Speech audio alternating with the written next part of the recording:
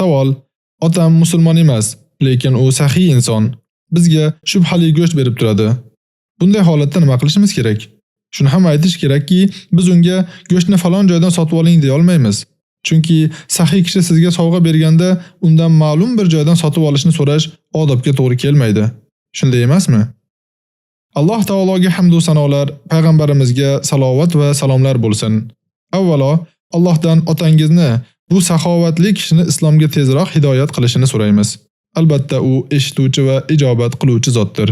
Siz otangizga to'g'ri yo'lni ko'rsatishda sabrli bo'lishingiz va eringiz bilan birgalikda uni da'vat qilishga harakat qilishingiz kerak. Ikkinchidan, kofirlar yashaydigan mamlakatlardagi go'shtlarni iste'mol qilish hukmi haqida 10339-fatvoda batafsil javob berilgan. Shunga murojaat qilishingiz mumkin. Uchinchidan, aqlli, zakovatli musulmon bunday kishiga halol go'sht sotib olib bo'ladigan joyni munosib so'zlar bilan chiroyli tarzda yetkaza oladi. Modomiki u har ikki holatda halol joydan yoki boshqa joydan go'sht sotib olishga pul sarflar ekan, barchaga ma'qul keladigan tarzda, sovg'asi rad etilmaydigan va luqmasi pokiza bo'ladigan tarzda sarflasin. Hatto o'zi va oilasi uchun ham halol go'sht sotib olgani ma'qul. Shunday qilsa, yanada xush va yoqimli bo'ladi.